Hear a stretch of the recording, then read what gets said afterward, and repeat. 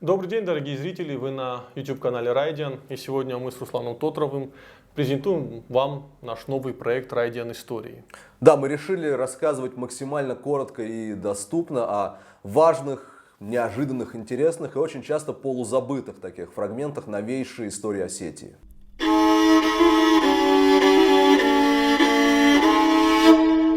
Мы долго думали ведь, с чего начать этот проект, и поняли, что говорить нужно в первом выпуске о том, что было символом, волей-неволей, в любой коннотации, в положительной, да, в отрицательной, символом Осетии 90-х, о водке. О водочно-спиртовом буме, который республику накрыл с головой. Но, поскольку можно часами, да, об этом рассуждать, давай поговорим о самом начале, о том, как начиналось, и конкретно о эпизоде убийства Юрия Худалова. Вот сейчас я говорю, и наверняка это имя уже мало кто вспомнит, да? Да и фотографии в YouTube, ни в YouTube, ни в Гугле нигде не найдешь. Да. Хотя старые статьи коммерсанта все помнят. Короче говоря, мы сегодня максимально так ультра коротко расскажем о периоде 92-96 и о том, что общего у убийства Юрия Худалова, у Ахсарбека Галазова и у одного из мастодонтов осетинского водочного бизнеса Аркадия Кадохова. Тогда вот отправная точка убийства Юрия Худалова. Юрий Худалов в момент убийства занимал должность главы департамента виноводочного производства. Да, винно-водочной промышленности, совершенно Виноводочной верно. промышленности. Его назначают, и через 3 дня его убивают. Были ли найдены люди, которые его убили? Нет, это очень интересная история, но я должен сейчас отмотать немножко назад, да, с твоего позволения. Кто такой Юрий Худалов? Он возглавлял оставшееся по наследству от Советского Союза в Осетии винно-водочное производство еще в 92 году. Почему важно сейчас отмотать в 92-й, сейчас поймешь. Тогда, в 92-м, это предприятие совершенно официально, по официальному же контракту, поставляет огромное количество легальной. То есть очень важно, я подчеркиваю определение легальной и официальной, легальной осетинской водки в Венгрию на сумму в 2 с лишним миллиона долларов. Если быть точным, там 2,2 миллиона долларов. Да, даже где-то здесь да, у нас есть это выписано, то есть речь идет о 110 тысячах декалитров. И давай поясним, что 2 миллиона долларов в 92 году и 2 миллиона долларов сейчас это разные суммы. 2 миллиона долларов в 92 году, и ты мог стать королем Осетии, на какой-то короткий момент. Даже не на совсем короткий. Да. То есть эта поставка осуществляется. Деньги из Венгрии также совершенно официально отправляются в Осетию и исчезают. То есть они приходят в Осетию, но республиканский бюджет их так и не увидел. Деньги исчезли таинственным образом. И Юрия Худалова, который возглавлял предприятие, как руководителя этой организации, увольняют за растрату. И он исчезает на 3 года, по крайней мере, исчезает из публичного какого-то пространства, для того, чтобы в 95 году внезапно снова всплыть в роли директора комитета винно-водочной промышленности. Вопрос такой, зачем вдруг в Осетии, это же новый комитет был, да. Почему вдруг в 95 году образовывается комитет винно-водочной промышленности? Хороший вопрос. Безусловно, связано с попытками различных групп влияния установить контроль. И я сейчас говорю не о криминальном контроле, я сейчас говорю об официальном контроле над промышленностью. Опять же, перед тем, как мы вернемся к убийству Худалова, тут важно вот что, Алик, понимать. Смотри, разваливается Советский Союз. Так, большое количество предприятий ВПК, которые были на территории Осетии, начинают просто хереть на глазах. Банкротиться, им нечего производить. И на их базе, в том числе, как грибы после дождя, возникают водочные производства. От небольших до очень больших. Да, более того, особенно активно в водочные заводы переделывались консервные заводы. Которых было очень много. Что происходит в этот же момент? Создается так называемая корпорация пищевой и перерабатывающей промышленности Северной Осетии, которая фактически консолидирует вот это все производство. Ее возглавляет Аркадий Кадохов. Суперизвестный бизнесмен в тот момент. Человек, которого можно с большой долей уверенности назвать отцом осетинской водки, потому что Кадохов стоял у истоков, он стоял у колыбели, вот в прямом смысле слова, у зарождения осетинской водочной промышленности. Более того, Кадохов и сам утверждал, он рассказывал это в середине 90-х в знаменитой статье в «Коммерсанта», он рассказывал о том, что фактически он привел Бахсарбека Галазова к к власти в 94-м на первых выборах президента Осетии, хотя бы потому, что все сотрудники многочисленных предприятий Кадохова, многочисленных водочных цехов Кадохова были в приказном порядке, их обязали голосовать. Тогда был важен не административный ресурс, а водочный ресурс. Водочный. И более того, Кадохов же утверждал, что значительная часть вот этой финансовой выборной подушки, которая была у Ахсарбека Галазова в 94-м, сформирована как раз за счет водочных денег. Выборы проходят 94-го года, Галазов их выигрывает. Угу. Через какой-то короткий промежуток времени Аркадий Кадохов остается неудел с точки зрения государственной. Насколько я понимаю, и по разговорам с людьми из той эпохи, я знаю, у него были серьезные притязания на одну из ключевых должностей и ролей в новой осетинской реальности.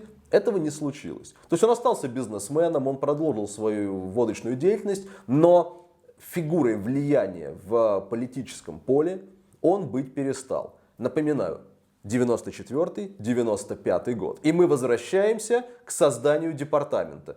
Комитет, то есть, прости, не комитет, а корпорация пищевой промышленности у нас расформирована благополучно.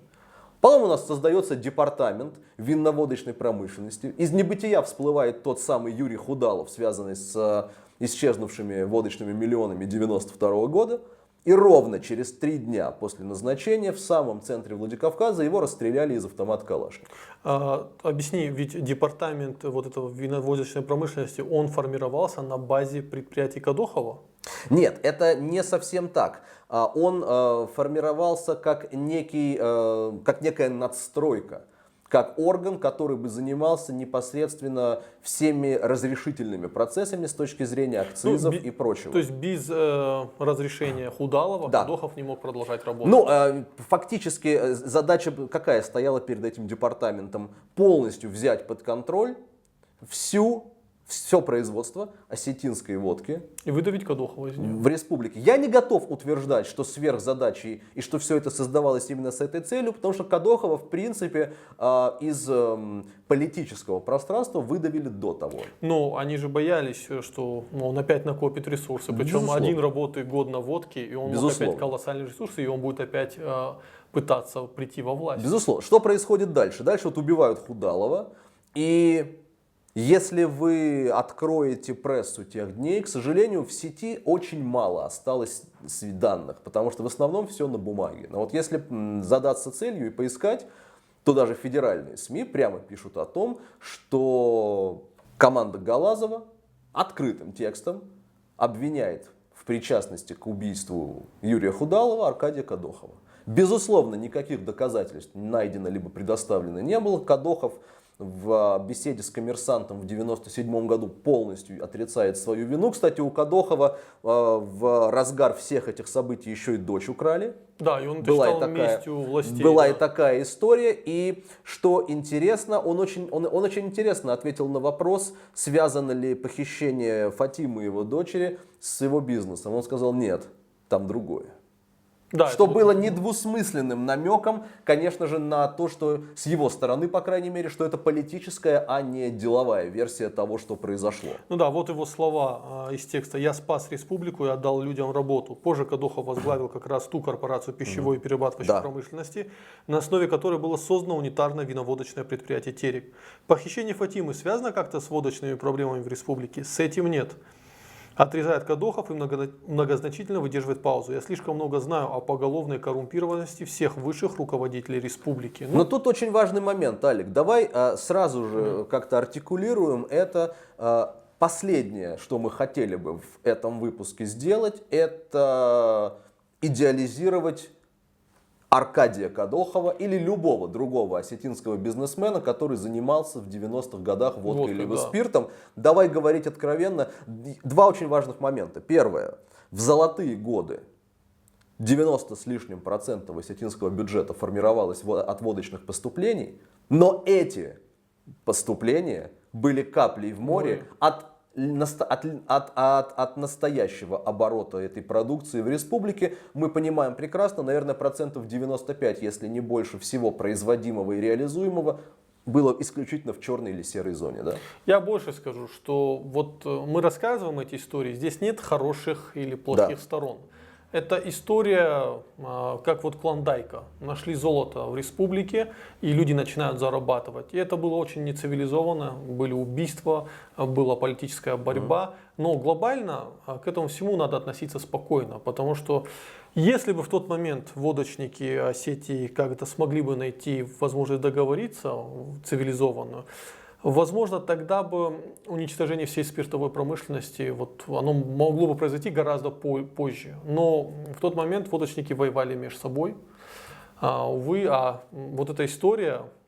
Кстати, то, что ты называешь предпоследним гвоздем в гроб Остинской водки, это уже 97-й год, да? Я настаиваю, да, что это предпоследний гвоздь. Это знаменитая история с тем, как кислород перекрыли спиртовикам, не местным производителям, а тем, кто гнал спирт из Бельгии, Голландии, Канады, Америки. То есть спирт, который приходил в грузинский Поти и далее через границу между Россией и Грузией в Ларсе доставлялся сюда. Кстати, это хорошо описано в романе Тоболова «Водяра». Вот именно этот фрагмент, как спирт гнали из Поти во Владикавказ. Ну, тут важно даже сказать, это, конечно, книга никакой литературной ценности не представляет, это макулатура, но она интересна тем, что Тоболов сам был задействован в этом бизнесе, и если рассматривать его произведение не как художественное, а как скорее документальное свидетельство событий, я думаю, оно представляет серьезную ценность. Ну, я с большим удовольствием его прочитал. Ну да, концовка, вот начало книги, где он рассказывает про водку, это великолепно, потому что это все, что он видел своими глазами. Вот концовка, где он уже вынужден придумывать, она прямо слита, она неинтересна, ее не стоит читать. Ответив на твой вопрос относительно предпоследнего гвоздя, то есть смотрите, мы зафиксировали, с 92 по 95 происходят многочисленные события. В 96 году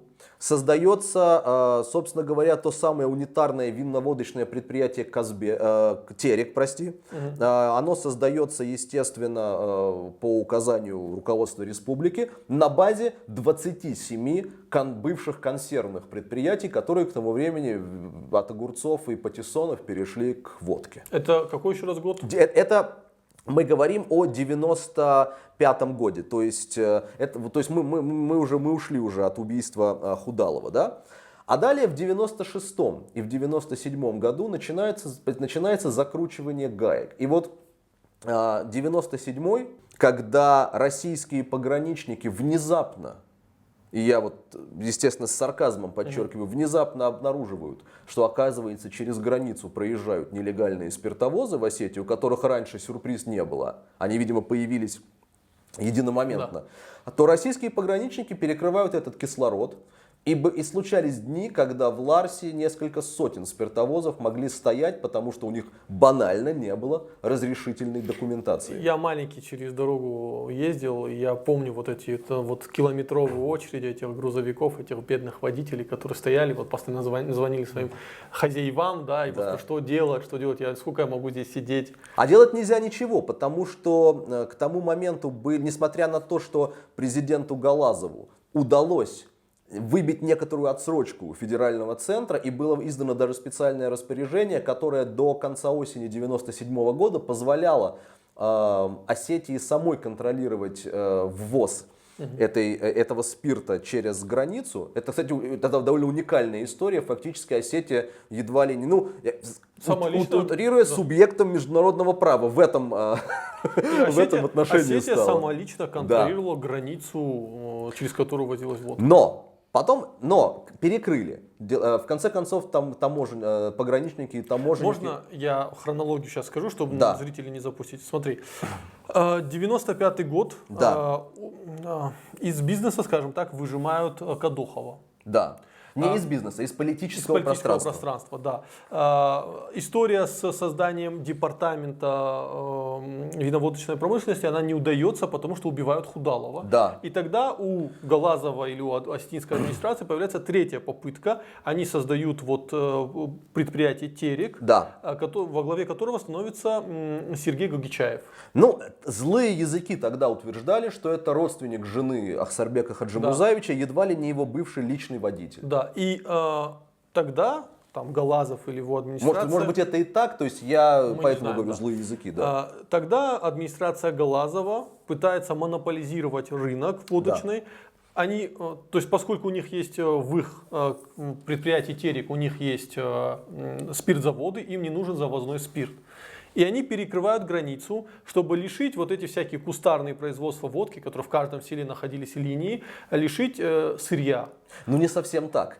Границу все-таки перекрывают не они. Галазову вменяли больше то, что он не сумел добиться режима наилучшего благоприятствования от федералов для того, чтобы границу не перекрыли. Федералы вели к этому какое-то время уже. Но с другой стороны, зачем ему бороться с перекрытием границы, если он просто устраняет конкурентов? Да, но на это есть еще один контраргумент. Алик и справедливо о нем сейчас сказать.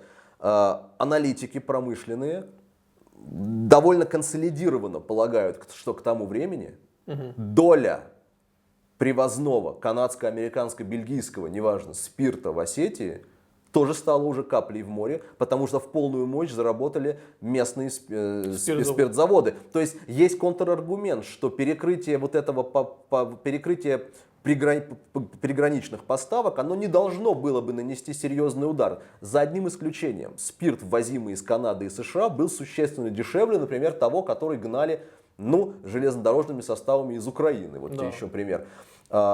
И качественнее. При этом, еще раз, аналитики утверждают, что к тому моменту спиртовая промышленность Северной Осетии работала в полную мощь и могла обеспечивать в том числе и по разным оценкам от 150 до 300 более-менее значимых цехов функционировало в Осетии, не аффилированных вот с этим вот унитарным предприятием. Да, но я сам лично помню, что как раз таки где-то с 97-98 года начинается вот это банкротство вот этих линий, когда люди начинают продавать эти линии водочные, вывозить их в другие регионы, поскольку здесь их лишили сырья.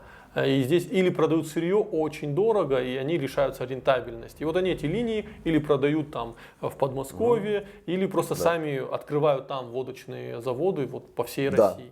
Поэтому я и говорю, что это, возможно, и был предпоследний гвоздь в крышку гроба осетинского водочного бума. И точно, завершая уже вот этот наш экскурс в историю, точно последний гвоздь в крышку президентства Ахсарбека Галазова. Потому что это осень 97-го, граница стоит. Многие производители водки действительно полупарализованы или парализованы в Осетии, не имеющие отношения к унитарному предприятию. И как следствие, поскольку в лучшие годы, то есть в середине 90-х, по разным оценкам, от 25 до 40% жителей республики прямо или косвенно получали доход от водочного бизнеса, под прямо все ясно, под косвенно, извини меня, это и производство бутылки, и этикеток, и картонных коробок, и кукурузы, и прочее, и продажи прямые, да. Соответственно, именно тогда рейтинг Галазова был обрушен, а надежды крупных и даже и средних водочных производителей моментально повернулись в сторону Александра Дзасохова, потому что тогда было популярное мнение, что он с его связями и с его влиятельностью сумеет договориться там, в федеральном центре, о режиме наибольшего благоприятствования. Осетинские водочники думали, что Галазов их человек в Москве.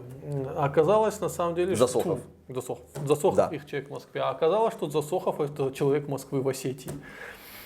Вот такое печальное завершение нашего экскурса в историю. Наверное, про Дзасохова мы уже в следующем выпуске поговорим. В следующем и закончим, наверное, тем, что в самом начале нулевых, 2002 год, все пришло к закономерному финалу. У Осетии забрали самый последний, это был последний гвоздь в крышку гроба осетинской водки. У Осетии забрали возможность самолично распоряжаться акцизными поступлениями от водочной продукции в республику. Вместо этого все те налоговые крохи, а мы понимаем, что 95% шло в серую, тем не менее вот эти вот 5% налоговых поступлений от водки теперь, начиная с 2 года, отправлялись непосредственно в федеральный центр. Да. И на этом все закончилось. Плюс, конечно же, появление конкурентных производств во всех регионах России.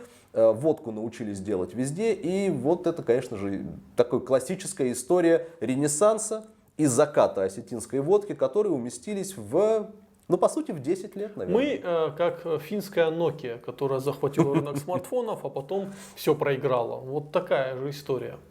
Это так. Мы не претендуем на сверхобъективность. Если вы не согласны с какими-то тезисами, которые мы сказали в этом видео, пишите в комментариях. А мы продолжим наш проект. Но об остинской водке мы будем говорить много и долго. Но не факт, что в следующем выпуске. Всего хорошего. Всего счастливо.